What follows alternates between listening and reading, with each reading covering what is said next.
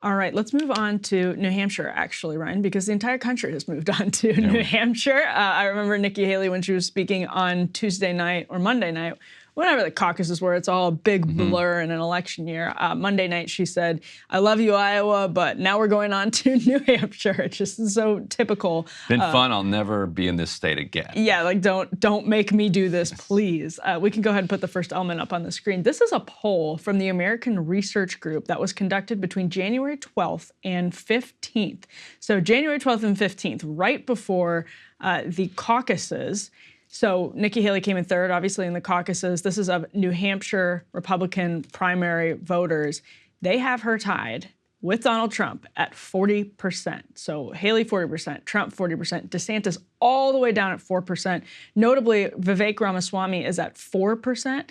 So you can maybe expect that Trump has a little bit of a boost over that 40%. Maybe it's not quite so tied now that Vivek has dropped out of the race. And in fact, he is in New Hampshire stumping for Trump as well. I think we maybe even have video of Vivek in New Hampshire that we can play because they're sort of whispering in each other's ears really beautifully. Do we have that, guys?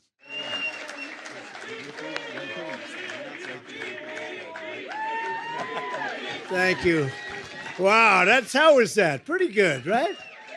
That was pretty good, and he's a fantastic guy, and he's really, he's got something that's very special because he started off with a Zippo, and he ended up very strong. He did a great job. I was actually surprised when he called because he was doing well, and it's an honor to have his endorsement. He's going to be working with us, and he'll be working with us for a long time. So after getting about 7.7% in Iowa, Vivek obviously dropped out, endorsed Donald Trump. He is now stumping for Donald Trump. He was drawing some pretty big crowds in Iowa, I think in part because whatever you think of the guy, he's a compelling speaker. He's entertaining. He makes a very entertaining and energetic case for Donald Trump, so maybe a little bit of a weapon there. But Nikki Haley is pretty close to Donald Trump. And when I say pretty close, I mean relatively in the RCP polling average. So that poll has them actually tied. But in the RCP average going into the Iowa caucuses, in New Hampshire, Nikki Haley was still down double digits to Donald Trump. And so we're still... The tie poll is a big outlier. It's a big, big outlier. And if she was trying to get a bump going into New Hampshire, she probably would have had to do better than third place, Ryan, because the third place surge isn't going to do much for you. She is at, I think she's at like 29 in the RCP average, 29%. Latest year, I think that last one gave her a little bump, so now they have her at Trump 44.5%, Haley 31.3%. She's still technically double digits down. Yeah. In the polling average. So there's an outlier poll showing her there. The path, even if she wins New Hampshire, I mean, you really have to squint to see the path for her, even if she wins New Hampshire. She is leaning on this next generation, new generation of leadership. When Dana Bash pressed her on the E. Jean Carroll defamation damages case that was happening in New York yesterday, Nikki Haley had an interesting response. Let's play that. This is element 2 in this block. He's already been found liable for defaming E. Jean Carroll, who accused him of raping her 30 years ago. A jury found him liable for sexual abuse. And this trial that he's attending today is about damages that he must pay her. You're the only woman in this race. How do you feel about your party's front runner being held liable for sexual abuse? I mean, first of all, I haven't paid attention to his cases, and I'm not a lawyer. All I know is that he's innocent until proven guilty, and when he's proven guilty and he's sitting in a courtroom, that's exactly what I'm talking about. You've got investigations on Trump and Biden. But a lot of people, forgive me, but a lot of people in the Republican Party blow it all off and say that it's all a witch hunt, and which is because what I think says. some of the cases have been political. Particular? This one I haven't looked at, but look, if he's found guilty, then he needs to pay the price. He needs to do what he's supposed to. Every one of these cases, they need to be heard out. He needs to defend himself. If he is found guilty, he's going to pay the price. If he's not found guilty, then we move forward. What I will tell you is I'm focused on the economy, the border, and education, and getting our country back on track. If he's sitting in a courtroom, that goes back to what I'm saying. We can't continue to be distracted. We can't continue to be in chaos. We have a country to save. So for some context on that case that was just mentioned, here's from NBC News. They say testimony will begin Wednesday, so today, in E. Jean Carroll's damages trials. That's the testimony is what is beginning today, against Donald Trump, with the writer on the witness stand and the former president who was found liable for sexually abusing and defaming her expected to be in the courtroom. That decision came down several months ago. Carroll, 80, will tell the New York federal court jury in the defamation case how her life turned upside down after Trump, then the president, repeatedly slammed her publicly after she first came forward in 2019 with allegations that he sexually assaulted her in a dressing room in a Manhattan department store in 1996. We don't have to debate the merits of the E. Jean Carroll case. We've covered this before. I honestly don't find that case particularly credible. He was found liable for the allegations in New York. So that's why they're now talking about the damages. And the fun detail, like he already got hit with damages. Yeah. This case comes from what he said after that. After that. And immediately when I saw him defaming her again, I was like, you can't do this. You just got slammed for this. I mean, he can do it if he wants to pay. And she immediately sued him again, and this time they didn't have a trial. Because they're like, we already adjudicated the facts of the case. Mm-hmm. You said this again, and worse stuff, so now you're going to pay again. So yeah, he can keep doing it. It's just going to cost him judgment after judgment after judgment. So this brings us to Nikki Haley's point.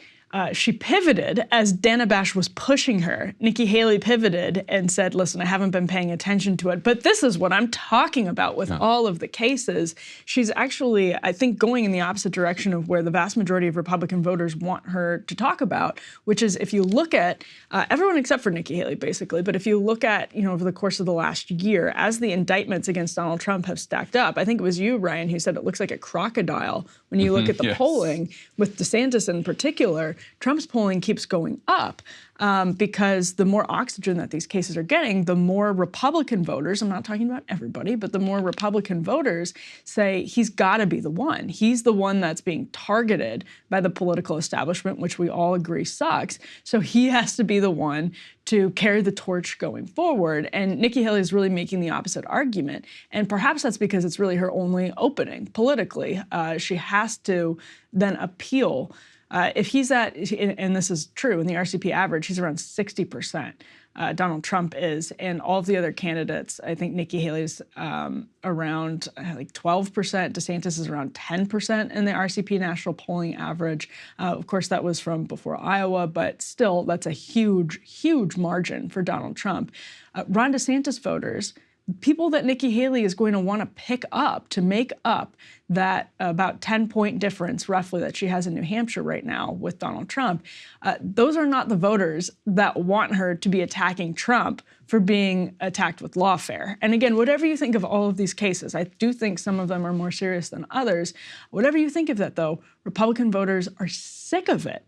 But they're not sick of it to the extent that they're going to say, hey, lady from the Boeing board who sucked up to Donald Trump for a really long time, then decided, you kind of had different opinions on him, and now you're attacking him for being attacked. I'm not sure that's the winning message Nikki Haley needs to cobble together the math for the coalition. But is there one? Like, it doesn't seem like there is a message or a coalition that is bigger than the MAGA coalition behind Trump. Yeah, I think that's the biggest problem. I think of the Republican electorate, about 30%, I would say, are hardcore always Trump, as I think DeSantis has described them in the past.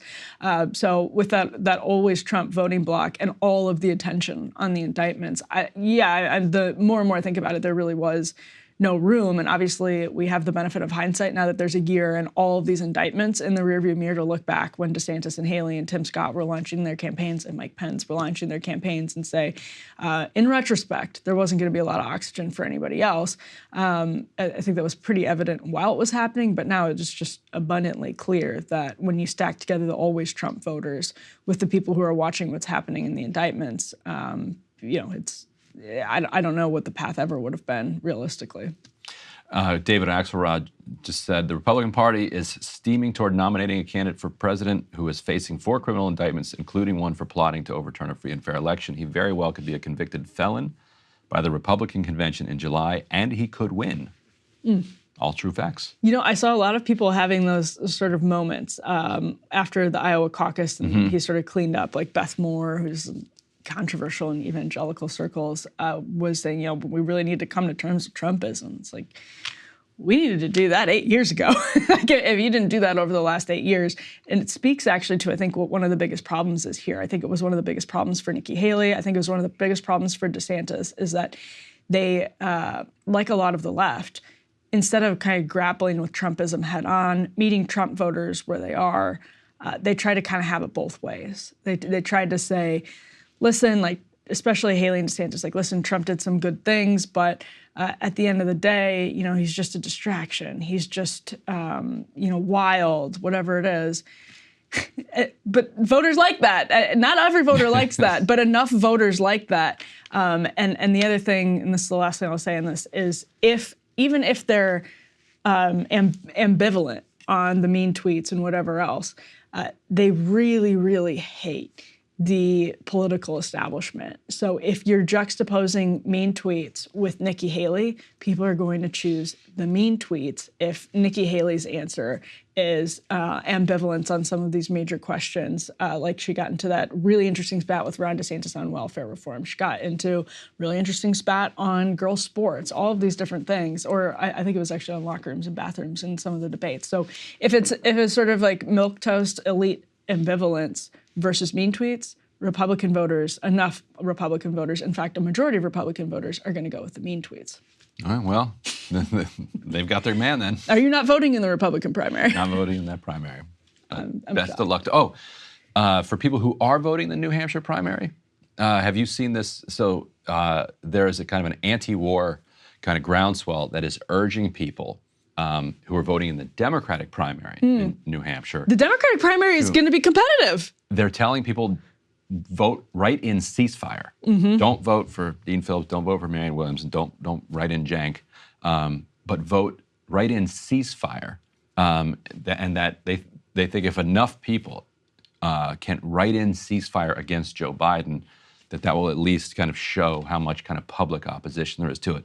I don't know if there's time for that to catch on, among kind of rank and file voters, but there's an effort underway, and you know, if it goes viral, you know, I could see it catching on. Well, and speaking of milquetoast ambivalence, centrist ambivalence, I think Dean Phillips has some really legitimate gripes with the DNC, is not going to be an attractive candidate, even though Bill Ackman just infused like $1 million into his campaign. That said, because he now has money and attention from some people that have big platforms, this is definitely, like, there will be more New Hampshires for Democrats down the line. Now, New Hampshire doesn't have a lot of delegates, and you're probably none of the zero, because they're not supposed to be having their Democratic primary.